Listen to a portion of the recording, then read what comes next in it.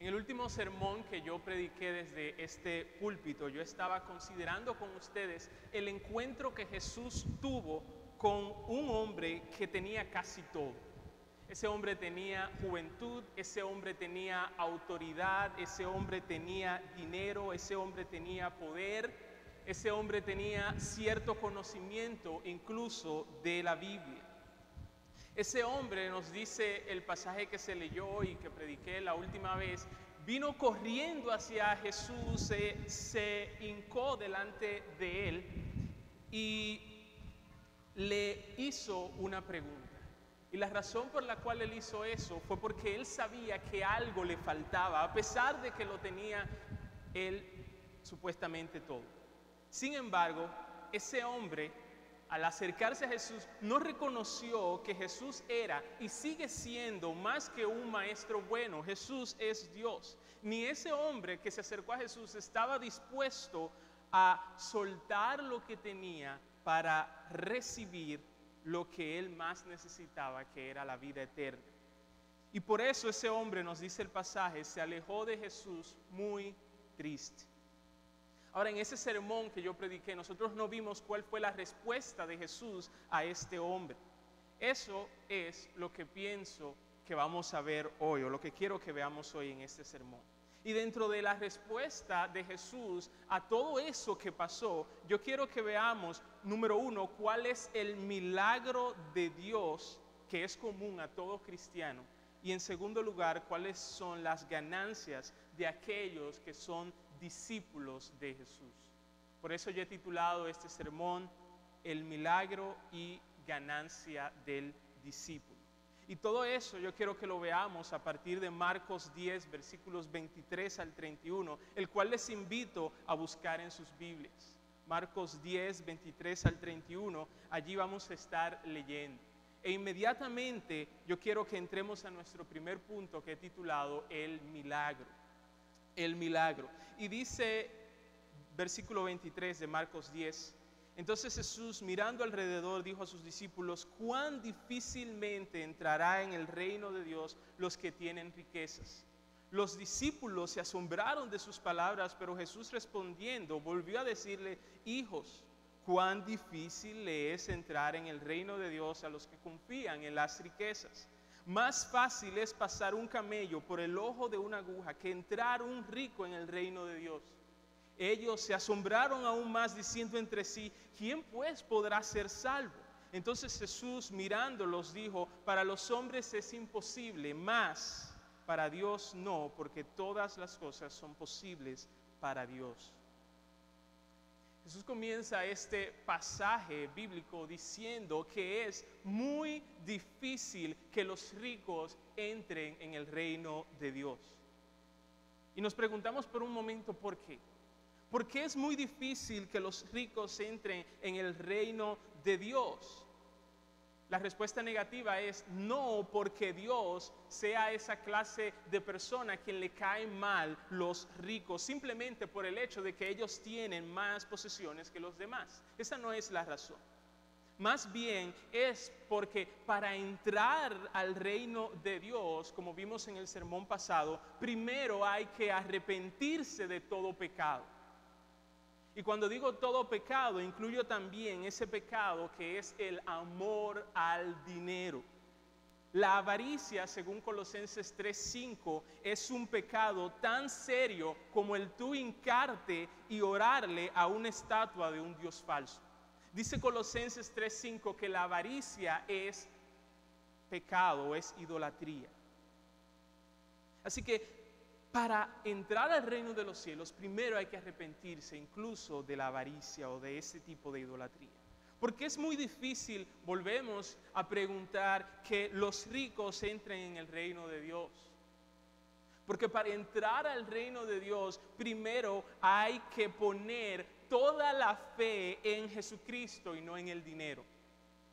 Las riquezas son inciertas, nos dice 1 de Timoteo 6:17. En otras palabras, las riquezas se harán alas como las águilas y volarán al cielo. Eso lo dice Proverbios 23:5. Sigue diciendo otro pasaje de Proverbios, no aprovecharán las riquezas en el día de la ira. Proverbios 11:4.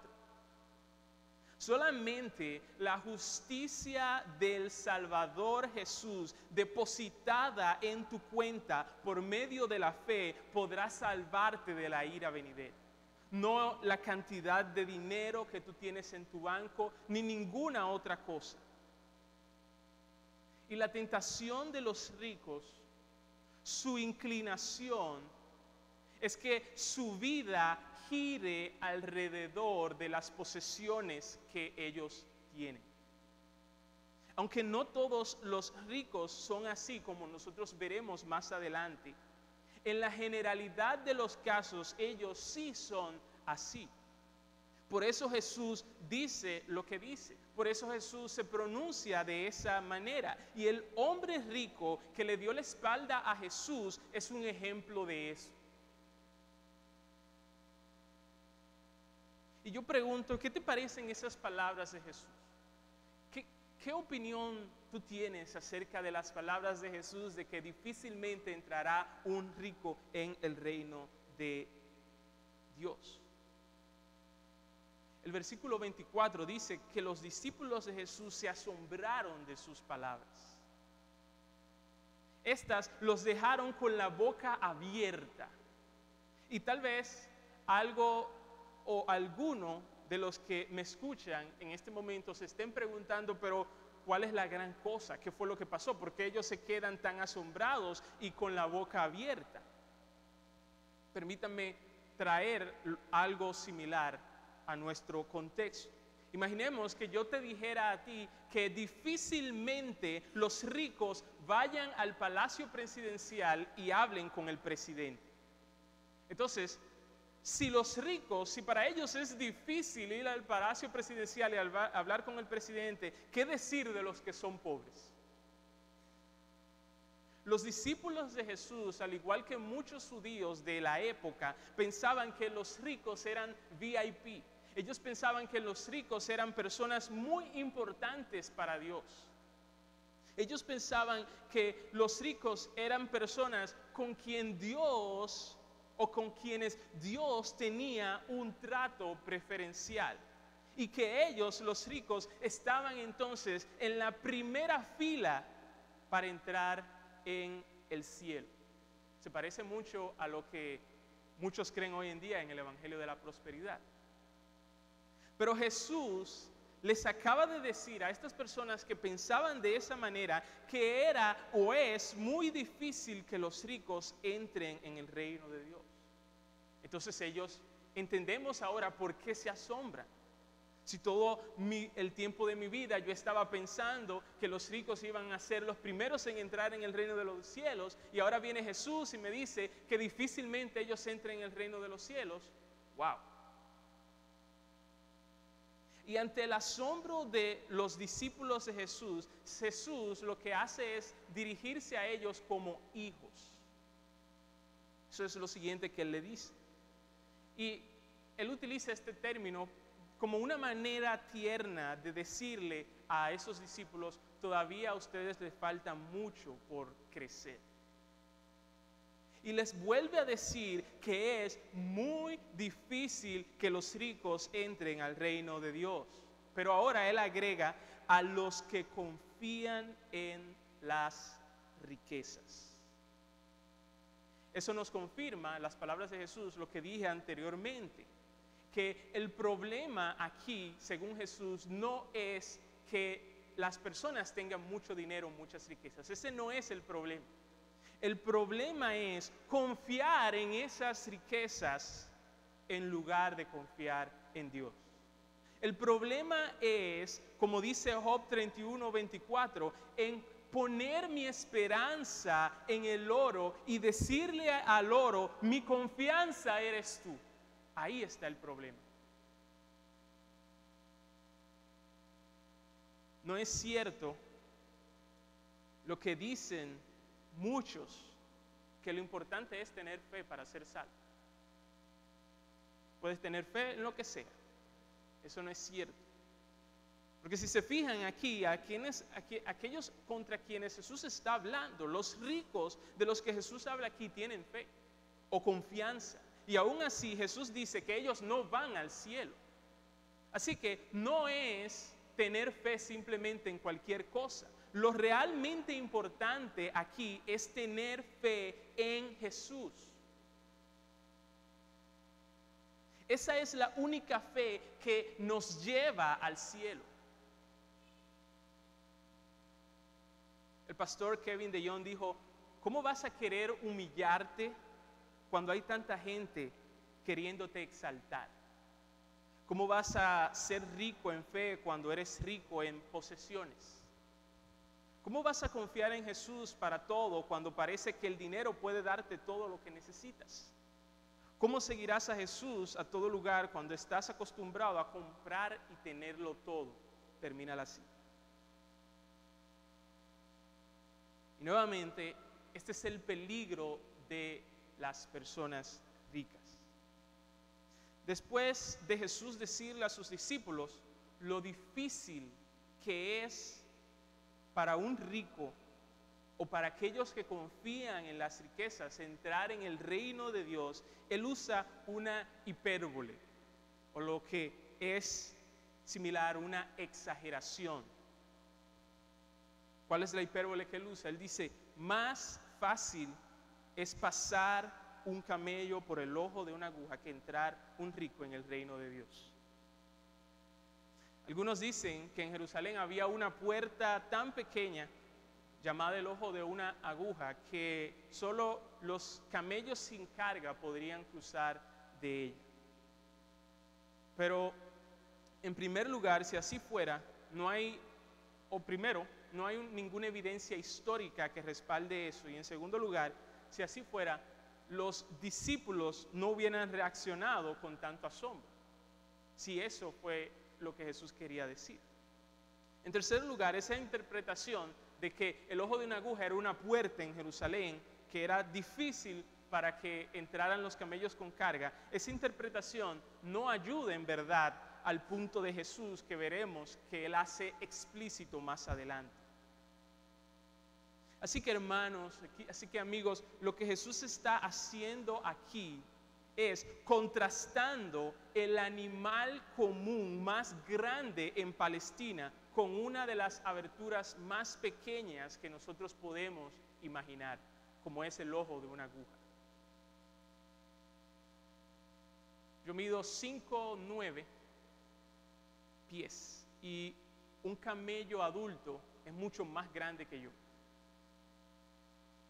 Aún así, Jesús, y ya ustedes saben cuán pequeño es el ojo de una aguja, ¿verdad? Que aún las madres saben mucho de eso, que aún con lentes y tratan varias veces de insertar el hilo allí. Aún así, Jesús dice que es más fácil, dice Jesús, que un camello, que es mucho más grande que yo, pase por el ojo de una aguja. Es más fácil que eso suceda que un rico, dice Jesús, entre en el reino de Dios. Y si un camello lograra entrar el ojo de una aguja, todavía seguiría siendo difícil para un rico entrar en el reino de Dios. Eso es lo que quiere decir cuando Jesús dice más fácil sería que un camello entre por el reino de una aguja. Aún si tú lograras entrar a un camello por el ojo de una aguja, aún así seguiría siendo muy difícil que un rico entre en el reino de Dios. Y si tú ahora me estás escuchando y te sientes aliviado, dices, wow, qué bueno que yo no soy rico. Pensando que esto que dice Jesús no es para ti, déjame decirte que tú no estás entendiendo entonces el mensaje de Jesús. El propósito de Jesús con esta hipérbole es que Él quería llevar a sus discípulos a la siguiente conclusión. ¿Cuál conclusión? Si para los ricos, quienes nosotros pensábamos que tenían el reino ganado, es muy difícil entrar en el reino de Dios, entonces para el resto de los hombres, incluyéndote a ti y a mí, es 2 veces más difícil entrar en el reino de Dios. Esa es la conclusión a la cual Jesús quiere que sus discípulos y que tú y yo lleguemos. Y los discípulos llegaron a esa conclusión.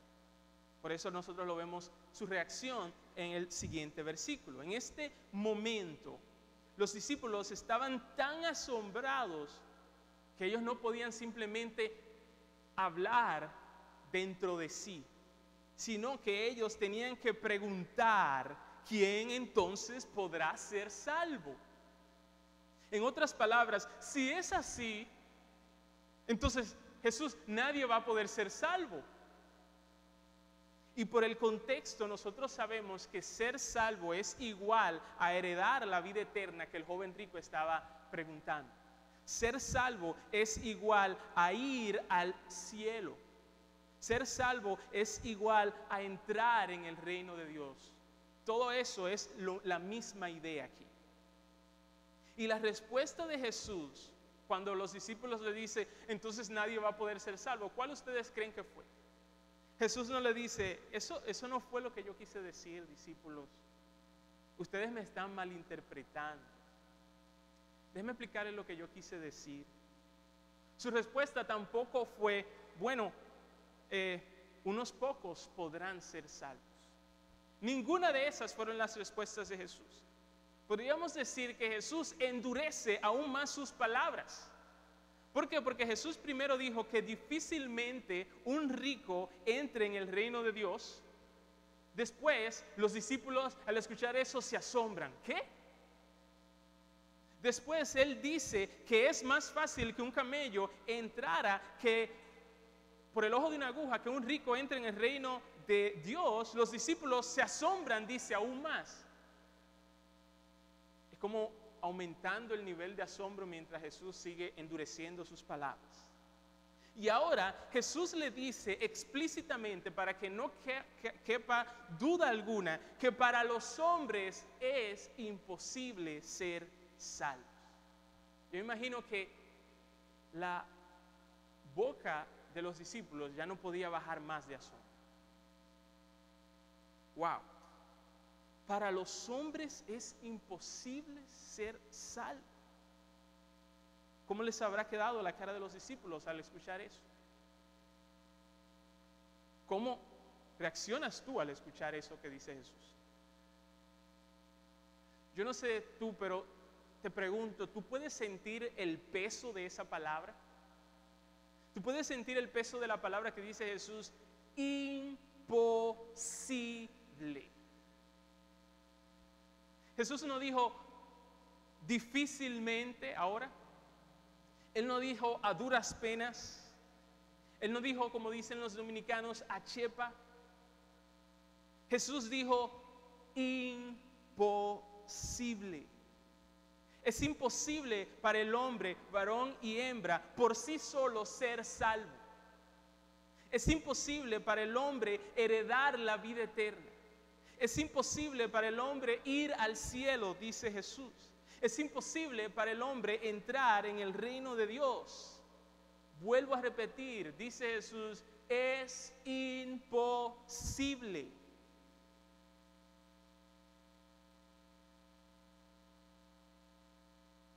¿Entendemos el asombro de los discípulos? ¿Estás tú asombrado ante esta declaración de Jesús? Pero hay una buena noticia. Y es que dice Jesús que para Dios no es imposible salvar a los hombres. Para Dios, hermano y amigo, no es imposible salvar a los hombres. Dios es todopoderoso. Él puede hacer todo lo que Él quiera hacer. Nada es difícil para Él. Él nunca en la historia ni en la eternidad ha dicho yo no puedo. Eso de imposibilidad no existe en su diccionario. Lo que es imposible para nosotros es posible para Él. Y ese Dios todopoderoso es el mismo de quien Jesús dijo anteriormente que es intrínsecamente bueno. ¿Lo recuerdan cuando estaba hablándole al joven rico? No hay ni uno bueno, solamente Dios. Así que este Dios del cual estamos hablando no es la clase de Dios que tiene el poder para salvar, pero no tiene la buena voluntad para salvar. Sí, yo puedo salvar, pero no quiero salvar a nadie. Esa no es la clase de Dios de la Biblia. Esa no es la clase de Dios del cual Jesús está hablando aquí. Él quiere salvar porque Él es bueno. Él está deseoso por salvar. Él se complace en salvar. Él se complace en hacerlo porque Él es bueno y todopoderoso.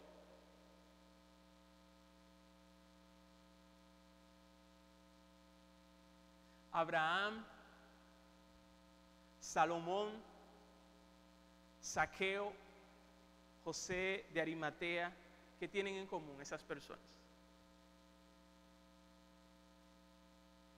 Todas esas personas que yo mencioné eran ricas, por un lado, y por otro lado, están dentro del reino de Dios. Ellos son solamente 4 de muchos ejemplos a lo largo de la historia de que todas las cosas son posibles para Dios. Estas personas, Abraham, Salomón, Zaqueo, José de Arimatea, y muchas personas que han vivido y que viven hoy en día, que son ricos y aún así son cristianos verdaderos y están en el reino de Dios, no son prueba de que Jesús se equivocó en lo que dijo, que es difícil o que es imposible entrar en el reino de Dios para los ricos. Eso no es prueba de eso. Ellos son pruebas de que todas las cosas son posibles para Dios. Dios puede entrar a un camello en el ojo de una aguja y Él puede entrar a hombres y pecadores en su reino.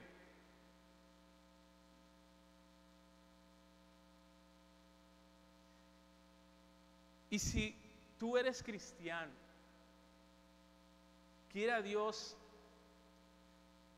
hacerte entender, quiera Dios abrir nuestros ojos en este momento para que entendamos la gloriosa maravilla de esto.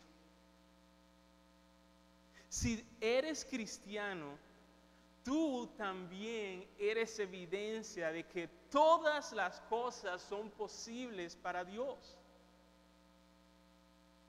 Tú eres como uno que está cayendo de un rascacielos a toda velocidad, sin paracaídas.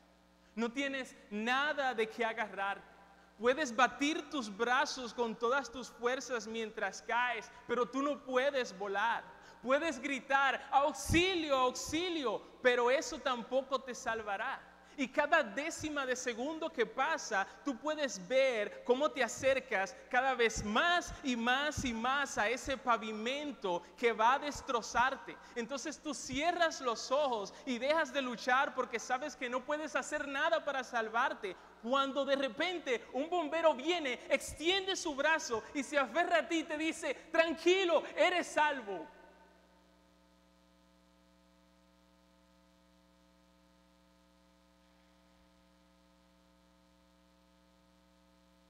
Tú eras como ese hombre del cual se habla en los primeros versículos de Juan capítulo 5. Inválido por 38 años. Tirado en el suelo, cerca de un estanque que se creía, decían ellos, que podía sanarlo, pero sin nadie que lo meta en el estanque. Pero Jesús, a pesar de que había muchos enfermos allí, pero Jesús se acerca a este hombre, Jesús se acerca a ti, te ve una persona inválida, una persona incapaz, una persona impotente y te sana al instante.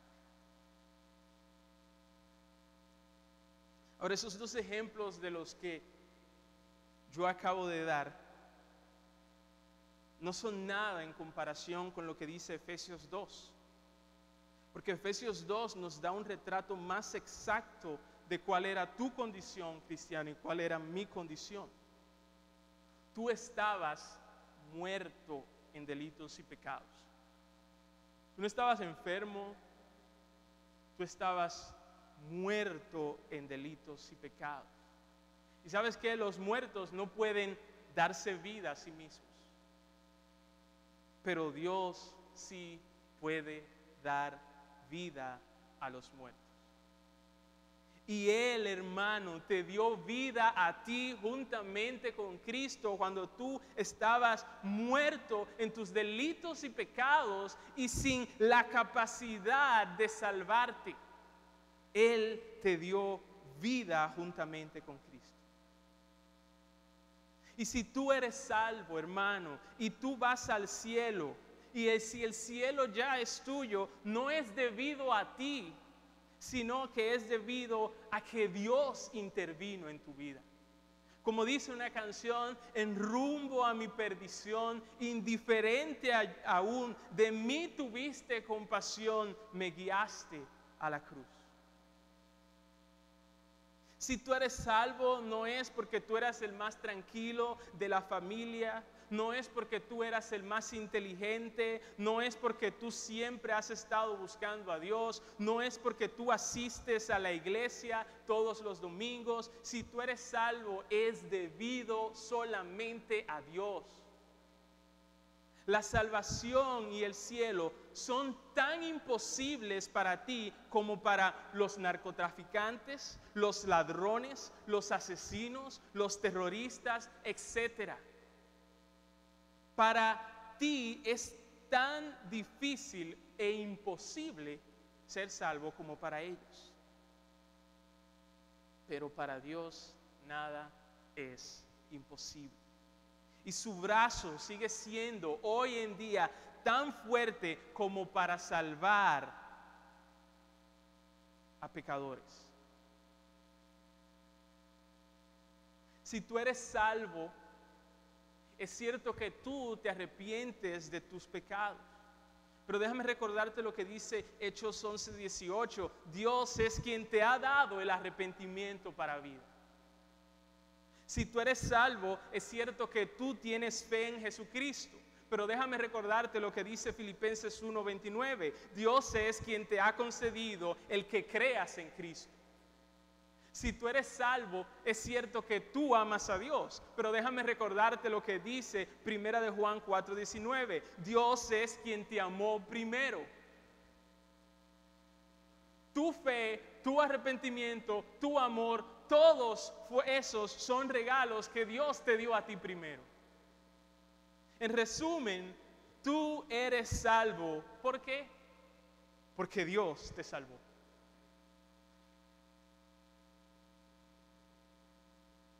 Y es por todo eso que todo cristiano verdadero tiene un testimonio impactante.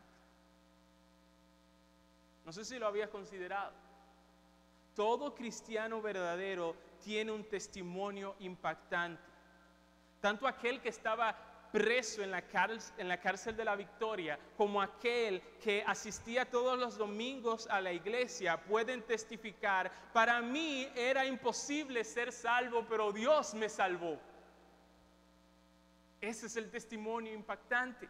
Para mí era imposible ser salvo. No importa si tú eras del que estabas en la cárcel o estabas sentado en un banco de la iglesia. Para mí era imposible ser salvo, pero Dios me salvó. Hermano, yo quiero que el Espíritu Santo te haga entender en este momento que tú, si eres cristiano verdadero, tú eres un milagro de Dios.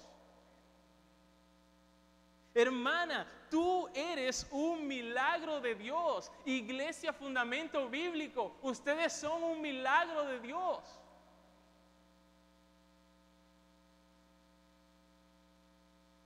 Y ese es el primer punto, el milagro. Ahora vamos al segundo punto, la ganancia. Versículos 28 al 31. Entonces Pedro comenzó a decirle: aquí nosotros lo hemos dejado todo y te hemos seguido. Respondiendo Jesús dijo: de cierto te digo que no hay ninguno que haya dejado casa, o hermanos, o hermanas, o padre, o madre, o mujer, o hijos, o tierras, por causa de mí y del Evangelio, que no reciba 100 veces más ahora en este tiempo, casas, hermanos, hermanas, madres, hijos y tierras, con persecuciones, y en el siglo venidero la vida eterna. Pero muchos primeros serán postreros, y los postreros primeros. Jesús le dijo al joven rico que vendiera todo lo que tenía, lo diera a los pobres, y que él iba a tener tesoros en el cielo. Pedro, entonces, al escuchar eso, como vocero del resto de los discípulos, le dice a Jesús que ellos ya habían dejado todo para seguirlo a él. Ellos entonces ahora querían saber qué iban a obtener ellos. Ahora, antes de que ustedes desde allí donde me están escuchando comiencen a acusar a Pedro, a criticarlo, a acabar con él, a decir que él es un mercenario, hay 3 cosas que yo quiero que nosotros consideremos aquí. 3 cosas que tienen que ver con esto que dijo Pedro, o la pregunta que hizo Pedro en representación de los demás discípulos. Primero, pregunto, ¿había Pedro realmente dejado todo para seguir a Cristo? La respuesta es que sí. Escuchen lo que dice Marcos 1, 16 al 18. Andando junto al mar de Galilea, vio a Simón y a Andrés su hermano que echaban la red en el mar, porque eran pescadores. Y Jesús les dijo, venid en pos de mí y haré que sean pescadores de hombres. Y dejando luego sus redes, le siguieron. Ellos dejaron su trabajo, ellos dejaron su vida para seguir a Jesús. Y lo mismo, no solamente Pedro y su hermano hicieron, sino el resto de los discípulos. Sigue diciendo Marcos 1, versículos 19 y 20. Pasando de allí un poco más adelante, vio a Jacobo, hijo de Zebedeo, y a Juan su hermano, también ellos en la barca, que remendaban las redes. Y luego los llamó, y dejando a su padre Zebedeo en la barca, con los jornaleros le siguieron. Ellos dejaron incluso a sus padres, a su padre, la barca y todo lo que tenían. Así que es cierto, ellos habían dejado todo por seguir a Jesús. La segunda cosa que yo quiero resaltar aquí, a partir de la declaración de Pedro, recordemos que no fue Pedro quien inició esta conversación o este tema. No, Jesús fue el primero en mencionar este tema en su encuentro con el joven rico. Jesús fue quien le dijo al joven rico, vende todo lo que tienes, dale a los pobres y tú tendrás tesoros en los cielos. Así que Pedro, lo que estaba haciendo Pedro aquí no era reclamándole a Jesús que le pagara una deuda pendiente. Y en tercer lugar, es interesante que Jesús no le respondió a Pedro como nosotros le responderíamos hoy en día. Jesús no le respondió a Pedro con una reprensión. Jesús no le respondió a Pedro con una corrección. Más bien la respuesta de Jesús aseguró a Pedro. Lo que Jesús le dijo a Pedro fue, sí, hay ganancias para el discípulo de Jesús. Muchos de nosotros le hubiéramos dicho a Pedro, ¿cómo tú te atreves a preguntar eso? Confórmate con seguir a Jesús y punto. Pero Jesús dice, sí, hay ganancias, Pedro, para el discípulo de Jesús. Y estas ganancias son para un grupo en específico de personas, no son para aquellos que sufren por ser personas conflictivas, que tienen problemas con todo el mundo o que no se llevan bien con nadie. Esta promesa no es para aquellos que pierden posesiones debido a una mala administración. Estas ganancias son para los que sufren por causa de Cristo y del Evangelio. Son para aquellos que aman a Jesús más y que son más leales a Jesús que a cualquier otra persona. Estas ganancias son para aquellos que prefieren sufrir antes que negar el Evangelio. Estas ganancias son para todos aquellos que han dejado todo para seguir a Jesús. ¿Y qué significa dejarlo todo para seguir a Jesús? Significa poner a Jesús primero. Deshacerte de todo lo que te impida seguirle. Significa sostener todas nuestras posesiones, sostener todas nuestras relaciones con la mano abierta. para que Jesús haga lo que quiera con ellas. Sostener todas nuestras posesiones y relaciones, presentándolas a Jesús y poniéndolas a sus pies. Eso significa dejar todo por Jesús. Y la pregunta es, ¿cuáles son las ganancias del discípulo? ¿Cuáles son esas ganancias que Jesús le dijo a Pedro que tienen aquellos que son discípulos de él? Jesús dijo que el discípulo recibirá ahora en este tiempo casas, hermanos, hermanas, madres, hijos y tierras. Y tal vez tú no entiendas lo que esto quiere decir, pero puedes ver el cumplimiento de esas palabras en el contexto de la iglesia local o la iglesia de Dios, tanto local como universal. Dice Juan 19:27. Voy a compartir algunos versículos para que se entiendan mejor estas palabras que dice Jesús.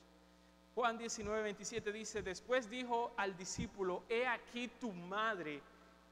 Y desde aquella hora el discípulo la recibió en su casa. Romanos 16:13 dice: saludad a Rufo, escogido en el Señor, y a su madre y mía. Dice Pablo, esa madre es de Rufo, pero también es mía.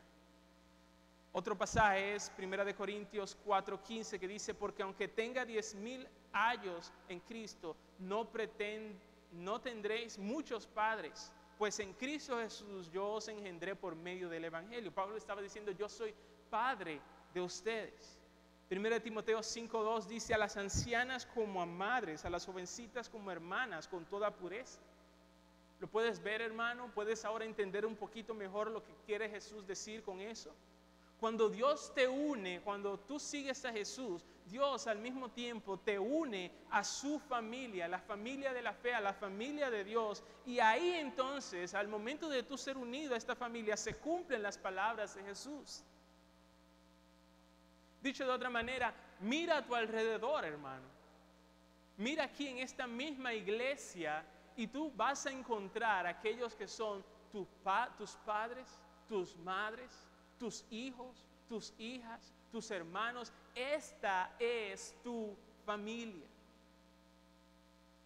Y muchos de ellos han abierto sus casas y te han dicho: mi casa es tu casa. Eso es lo que quiere Jesús decir aquí. Las historias de dos personas, Divine y Hanifa, son ejemplos de las palabras de Jesús. Son ejemplos de que las palabras de Jesús son ciertas. El 20 de mayo del presente año, el ministerio Voz de los Mártires, un ministerio que ayuda a los cristianos perseguidos, compartió la historia de Divine, una joven de África que aceptó a Cristo después de que un misionero compartiera el evangelio en su comunidad. Después de ella convertirse, su familia comenzó a golpearla y dejó de darle comida, tratando así de forzarla a volver a adorar a los dioses tradicionales. Pero ella respondió: no puedo dejar a Jesús porque Él es mi Señor y me dio una vida nueva. Debido a eso, sus familiares le dijeron que ella no era parte de la familia y la sacaron de su casa. Pero el misionero de la comunidad le proveyó a Divine un lugar para vivir y le ayudó económicamente.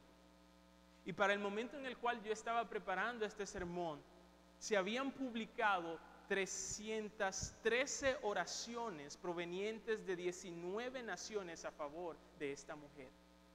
¿Quiénes estaban orando por ella? Su nueva familia en la fe. Un mes después, el mismo ministerio compartió la historia de Hanifa, una mujer de Uganda, nacida en una familia musulmana y casada con un hombre musulmán. Sus hijos se enfermaron gravemente, aunque miembros de la comunidad musulmana oraron por ellos, ellos no sanaron. Entonces esta madre llevó a sus hijos a una iglesia cristiana donde oraron por ellos y ayunaron por ellas, y después de un tiempo estos hijos de ella fueron sanados. Al saber que Hanifa estaba secretamente yendo a la iglesia, su esposo la sacó de su casa y cortó todo apoyo financiero para ella. Estas son las palabras que Hanifa dijo, he visto el poder de Dios y el gozo que hemos recibido en Cristo. No puedo volver al Islam. He encontrado al Dios que sana. Si el Dios que sanó a mis hijos lo hizo, entonces Él podrá alimentarnos y vestirnos. La iglesia a la cual Hanifa ahora asiste la ha ayudado con algunos de sus gastos de manutención. Y para el momento en el cual yo estaba preparando este sermón, se habían publicado 261 oraciones provenientes de 16 naciones a favor de esta mujer. Y otra vez, los que estaban orando eran la nueva familia de la fe que ella ganó al dejar todo por seguir a Cristo. Así que sí, es cierto, y lo podemos ver hoy en día lo que dice Jesús aquí. Jesús añadió que las ganancias del discípulo en este tiempo vendrían con persecuciones. Jesús es realista. Jesús no quiere que pintarnos un panorama o una imagen que no es real. Él dice, habrá persecuciones. Los discípulos de Jesús serán calumniados, serán objeto de desprecio de los hombres. Algunos serán aislados, otros serán encarcelados, otros perderán sus bienes, otros incluso morirán. Jesús dice, eso pasará en este tiempo, pero eso no es todo. No todo acaba allí. Dice Jesús que en el siglo venidero ellos van a recibir la vida eterna. Y déjenme decirle esto, hermanos y amigos que me escuchan. No hay herida tan dolorosa debido a la persecución que la vida eterna no pueda curar. No hay herida tan dolorosa debido a la persecución que la vida eterna no pueda curar. Y Jesús ofrece vida eterna a aquellos que son sus discípulos. Y la vida eterna que recibirán los discípulos de Jesús es mucho mejor que vivir para siempre. Porque algunos piensan que vida eterna es simplemente vivir para siempre. Pero déjame explicarte por qué es mucho mejor que vivir para siempre. Tú puedes imaginarte vivir para siempre viendo la película más aburrida del mundo. Para siempre viviendo frente a un monitor viendo la película más aburrida del mundo. ¿O tú te imaginas vivir para siempre pero cumpliendo una cadena perpetua y sin poder morir? Esos dos ejemplos que acabo de compartir están muy lejos de ser vida eterna. Esos ejemplos suenan más bien como tortura eterna. Por eso es que yo digo, basado en lo que la Biblia nos enseña, que la vida eterna no es simplemente que tú vas a existir para siempre. Jesús no solamente está ofreciendo extender tu vida para siempre, Jesús está ofreciendo mucho más. Jesús dice que la ganancia del discípulo es vivir para siempre con alegría y con satisfacción.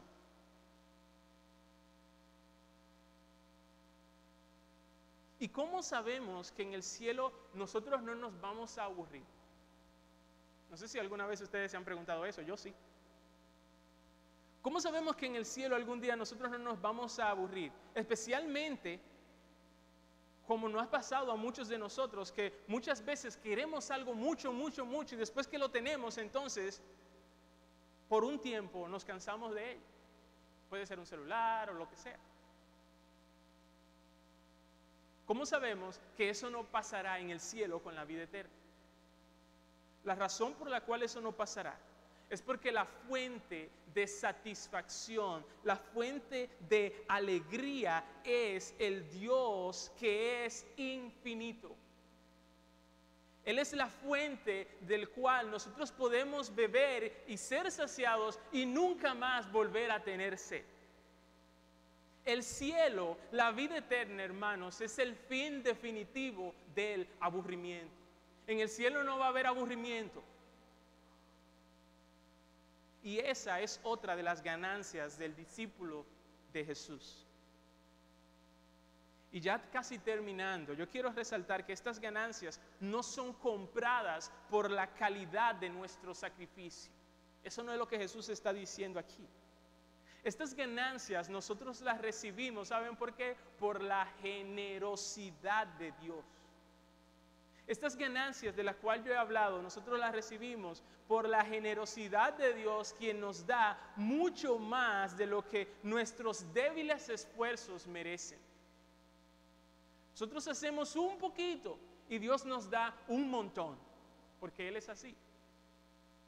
Nadie, absolutamente nadie puede convertir a Dios en su deudor, pero Él generosamente ha prometido honrar a los que le honran. Fíjense en la desproporción que hay en lo que nosotros dejamos y lo que nosotros recibimos.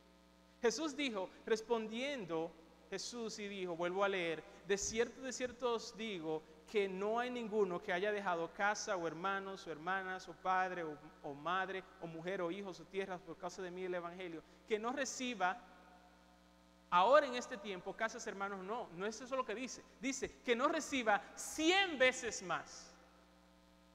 100 veces más. Como dijo alguien, por más grandes que sean nuestros sacrificios, no se pueden comparar con la grandeza de las recompensas que nosotros tenemos ahora y que recibiremos en el más allá. Y Jesús termina nuestro pasaje con las siguientes palabras: pero muchos primeros serán postreros y los postreros primeros. Y para entender esto aquí tenemos que leer el contexto. Ya nosotros hemos considerado el contexto. Pregunto, ¿quiénes pensaban los discípulos y los judíos en ese tiempo que eran los primeros? Yo lo dije ahorita, los ricos. Así que teniendo en cuenta esto, todo lo que hemos visto en este pasaje nos da a entender que esas palabras de Jesús aquí en este contexto, porque hay otro lugar en el cual Jesús lo utiliza, pero aquí en este contexto lo que Jesús está queriendo hacernos entender es que los que se hacen últimos según los estándares de este mundo, aquellos que se hacen últimos al confiar en Jesús y al seguir a Jesús serán los primeros. Y los primeros, como el hombre rico que confían en cualquier cosa menos en Jesús, ellos van a ser los últimos. Los primeros serán los últimos y los últimos serán los primeros. 3 aplicaciones breves antes de terminar. La primera es, si ser salvos es imposible para los hombres y aún así tú eres salvo, hermano, entonces da gracias a Dios. Para aquel que entiende que para los hombres es imposible ser salvos, para aquel que entiende eso verdaderamente, y si tú ahora no lo entiendes del todo, te invito a que ores y ores y ores hasta que Dios te haga entender eso. Porque para aquella persona que entiende que para los hombres ser salvos es imposible y se ve a sí mismo salvo, esta vida no le da y toda la eternidad no es suficiente para dar gracias al Dios que lo salvó. Así que da gracias a Dios. Número 2, si ser salvo es imposible para los hombres, pero no para Dios, entonces ora, pide, ruega para que Dios salve a los pecadores. Ora para que Dios salve a los que invitaste a la iglesia a escuchar el evangelio. Pídele a Dios que salve a tu amigo o a tu amiga. Ruégale a Dios que salve a tu familia. Para los hombres es imposible, pero todas las cosas son posibles para Dios. Así que ruega, ora y pide. Y en tercer lugar, cuando tus pies se cansen o comiencen a cansarse de seguir a Jesús, cuando tus manos comiencen a decaer en el servicio a Él, cuando sientas la tentación de ser más leal a tus familiares que a Jesús, entonces medita en estas ganancias que hemos considerado hoy. Medita en ellas y que ellas te den la fuerza para seguir adelante sirviendo y siguiendo a Jesús. Vamos a orar. Señor, gracias te te doy por el privilegio que me has dado de compartir tu palabra. Tu palabra que es maravillosa, tu palabra que es verdad, tu palabra que, como orábamos, es viva luz en nuestra oscuridad, es un manjar a los hambrientos, es riqueza al hombre pobre. Y gracias te doy de manera particular por el privilegio que me has dado de compartirla, y gracias en nombre de mis hermanos por el privilegio que nos has dado de escuchar. Te pedimos que tu Espíritu la aplique en los corazones conforme a la necesidad de cada quien. Te pido, oh Señor, que tú salves a aquellos que te necesitan. En este momento, yo quiero que cada uno tomemos un tiempo donde estamos y le presentemos a Dios por nombre a personas que nosotros queremos que Él salve. Familiares, amigos, compañeros de trabajo, para que Dios haga lo que es imposible para nosotros. Que tú allí donde estás, tú y Dios ores pidiéndole a Dios por la salvación de ellos.